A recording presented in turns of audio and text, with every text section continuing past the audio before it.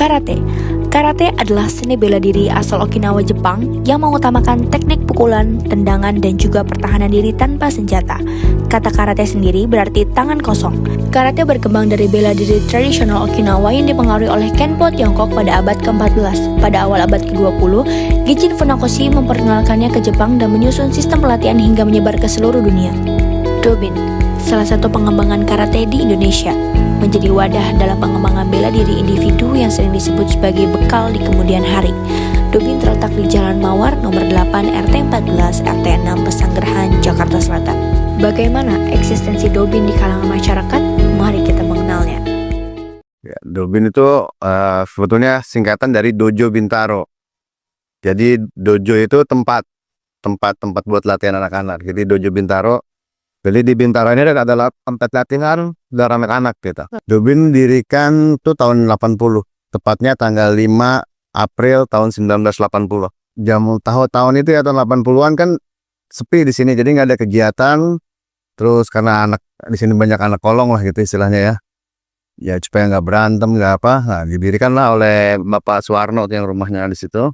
Terus ada Sensei Suyana, berdua mereka yang dirikan Dojo Bintaro ini. Jadi dari tahun 80 terus udah berdiri. Biar anak-anak ada kegiatan yang positif itu awalnya itu.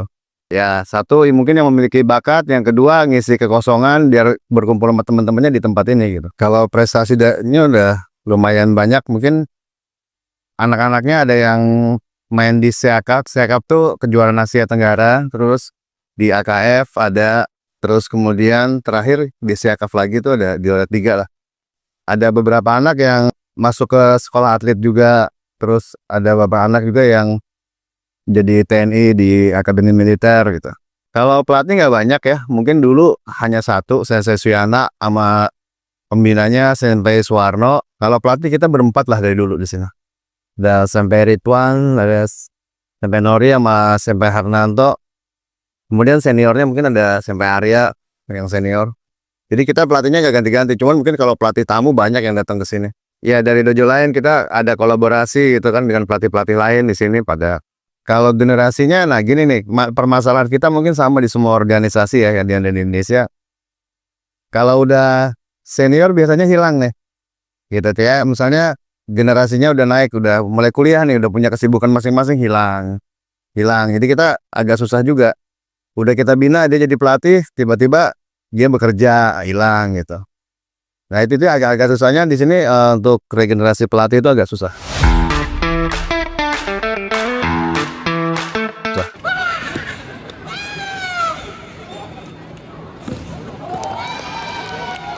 Untuk di karate itu sebenarnya juga berbeda-beda ya, tiap perguruan, tiap organisasi juga berbeda. Cuma di Inkai sendiri, perguruan kita di sini itu ada tingkatan putih, kuning, hijau, biru, coklat, dan terakhir sabuk hitam. Untuk di perguruan lain pun berbeda, dia ada yang sabuk oranye, ada sabuk ungu, dan lain-lain. Kalau di Dobin sendiri ya sama seperti di tempat lain, kita untuk mempertahankan budayanya itu kita melalui upacara ya, setiap kita mulai latihan sama selesai latihan.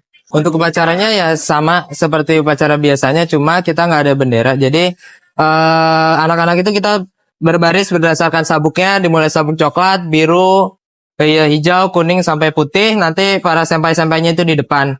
Untuk penghormatannya sendiri kita seperti yang bisa lihat di belakang ada merah putih, bendera Forky sama bendera Inkai. Terus nanti baru di akhirnya penghormatan ke pelatih. Untuk tradisinya sih yang kita pertahanin ya Sumpah Karate ya, karena kan ada 5. Terus satu, sabuk memelihara kemudian, sabuk patuh kepada kejujuran, sabuk mempertinggi prestasi, sabuk menjaga sopan santun, sabuk menguasai diri. itu juga kita berusaha kita amalin, karena dari Sumpah Karate itu kita bisa tatemin ke diri sendiri dan tentunya bermanfaat bukan hanya di dojo ini tapi juga di luar. Bisa sih, karena kan di karate kita juga ada mengajarkan kedisiplinan sama kerjasama ya. Untuk kerjasama sendiri kita biasanya kalau untuk di kelas percepatan itu kita ada bekerja sama untuk memasang matras untuk latihan. Budaya lokal sih yang paling mencolok ya gotong royong ya. Yang tadi kerjasama itu mereka datang, mereka bersih-bersih dojo kalau misalnya kotor. Terus biasanya sih mereka masang sama bongkar matras tuh rame-rame. Jadi kalau misalnya belum selesai, mereka biasanya kita nggak perbolehin pulang. Jadi mereka terbiasa pulang itu ketika mereka sudah rapi dan datang juga rapi. Cuma di sini juga kita yang senior-senior juga mencontohkan. Jadi misalnya kita datang, terus sudah ada seperti yang sekarang ini yang orang tua sudah duduk di depan, itu kita dibiasakan untuk tetap salim ke semuanya. Ya biasanya kalau untuk disiplin anak-anak sih waktu ya, tepat latihan. Kemudian kita ada absensi ya seperti ini. Jadi setiap datang latihan mereka dia absen. Ya hari keberapa nanti kelihatan tuh yang nggak rajin. Kalau dia nggak rajin dia nggak bisa ikut ujian. Walaupun dia bayar dia nggak bisa ikut ujian. Jadi kita biasa sesuai aturan gitu. Kalau memang kurang dari sekian persen yang diperintahkan dari sini, ya dia nggak bisa ujian. Jadi untuk membentuk disiplin anak-anak seperti ini. Jadi setiap latihan kartu ini dibawa. Kalau mereka nggak bawa, mereka kena sanksi. Gitu. Jadi ya ada sanksinya dah setiap dia tidak bawa. Jadi Anda harus dibawa. Itu melatih kedisiplinan. Dan kita udah ngajarin juga kayak tas untuk latihan nggak boleh di orang tua yang bawa gitu. Itu harus dibawa sendiri. Terus melipat baju. Jadi baju nggak dikual-kual di tas. Itu dilipat. Itu udah kita ajarin tuh. Ya kalau nggak ikut ujian salah satunya absensi. Kedua ya memang tidak menguasai materi gitu. Jadi kalau jarang masuk kan berarti nggak menguasai materi. Artinya walaupun dipaksa juga kita nggak kasih ujian biasanya tuh. Ya jadi kita memang ya mungkin semua sama ya punya kartu ujian. Cuman kita untuk masalah disiplin tuh karena kita di sini bukan organisasi yang profit oriented gitu. Kita di sini nggak mungkin di tempatnya ada uang bayaran. Kalau kita di sini istilahnya uang kas sukarela. Jadi terserah nggak apa berapa aja boleh, nggak bayar pun boleh. Yang penting judulnya latihan. Jadi di sini emang organisasi sosial kita. Karena awalnya memang kita didirikan kan supaya anak-anak nggak ke kegiatan negatif dan juga kayak narkoba, tawuran dan sebagainya. Itu kita menghindari itu. Jadi di luar ekspektasi kita juga ternyata luar biasa gitu. Dan yang latihan nggak hanya orang sekitar sini ternyata gitu. Kita ada yang datang dari Ben Hill, ada yang datang dari Pamulang, ada yang dari Pasar Minggu.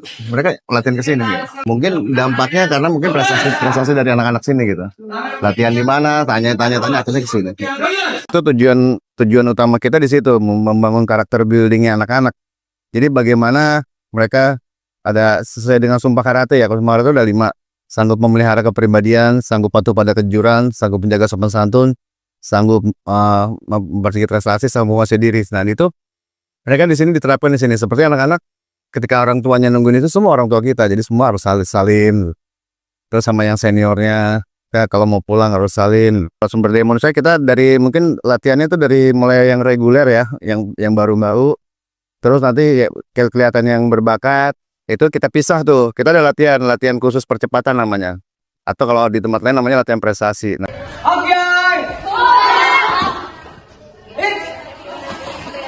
yang bagus-bagus kita olah di situ di hari Kamis besok nah.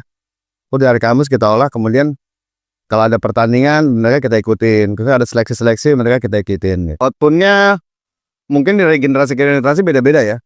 Kalau angkatan yang sebelum-sebelumnya tuh malah di luar ekspektasi kita gitu. Yang tadinya kita cuman mungkin DKI gitu, tiba-tiba sampai nasional, maka sampai internasional. Tapi kalau yang setelah COVID ini mah agak susah. Karena waktu COVID mereka menghilang, hampir 2 tahun tidak latihan, tiba-tiba muncul.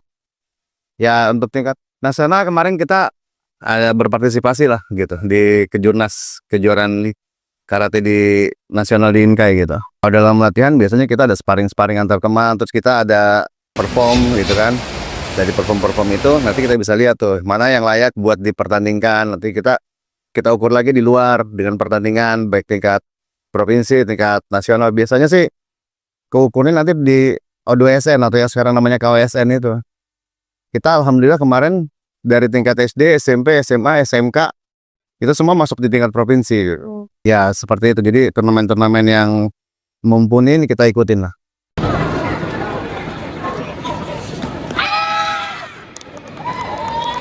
Ya, kalau turnamen sebenarnya untuk mengukur prestasi aja. Jadi untuk mengukur bagaimana dia latihannya udah sampai mana gitu. Masalahnya dia juara itu bonusnya mereka. Masalah dia kepilih jadi tim Jakarta Selatan misalnya. Kan berjenjang tuh. Kalau mereka diseleksi misalnya masuk tim Jakarta Selatan, terus mereka juara DKI Jakarta. terus main di nasional, juara nasional itu udah bonus mereka aja. Yang penting kalau di sini bagaimana mereka membangun karakternya gitu. Jadi nggak minderan, jadi bisa bergaul dengan teman-temannya. Di sini kan hampir rata-rata kalau habis latihan juga nggak langsung pulang, mungkin main bola dulu di lapangan, ya ngumpul-ngumpul. Jadi kekeluargaan itu yang nomor satu. Untuk waktu dekat ini sih kita ada namanya Gasuku ya, Gasuku di tingkat cabang. Jadi tingkat cabang itu tingkat Jakarta Selatan. Kita nanti kumpul bersama-sama, latihan bersama sebelum ujian. Jadi kita ada latihan bersama untuk penyeragaman gerakan. Kemudian tanggal 9-nya kita ujian.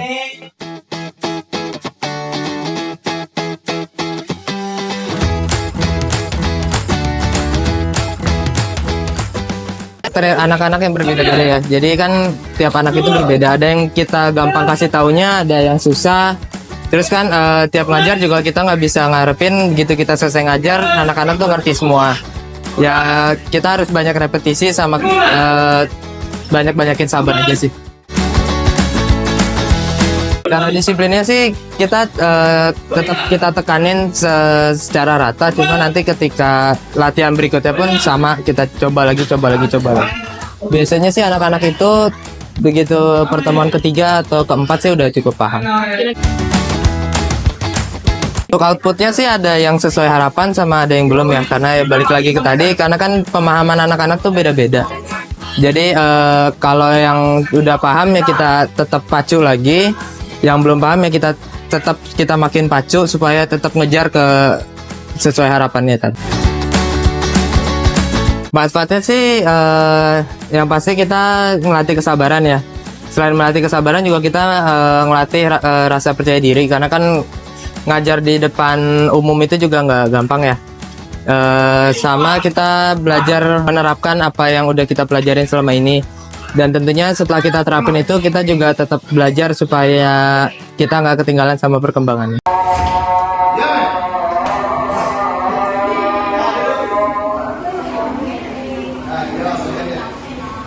Dobin juga mengajarkan pentingnya menghargai kepercayaan dengan pembiasaan berhenti berlatih sejenak ketika azan berkumandang dan akan kembali lanjut setelah azan selesai. Nah teman-teman, sekarang waktunya kita untuk ikut coba latihan supaya kita tahu nih gerakannya apa aja sih yang ada di karate tuh.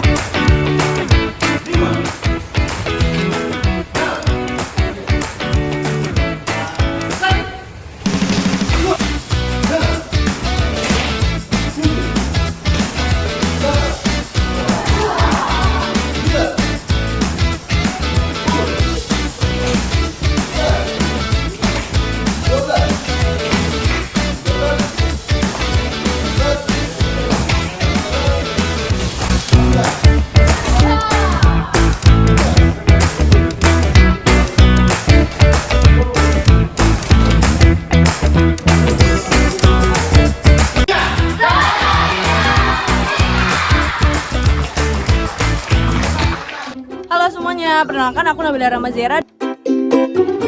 Ini partnerku, aku Andira Elisa Puna. Hai, aku Aisyah. Dua kali. Halo, aku Dava Prianda. Aku Saja, hai. Ini kita lagi ekspedisi malam. Kita ada di lapangan. Gelap banget anjir.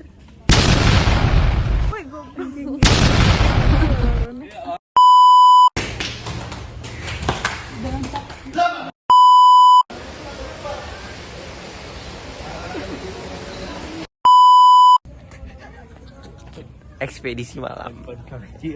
Demi Allah. Assalamualaikum, waalaikumsalam.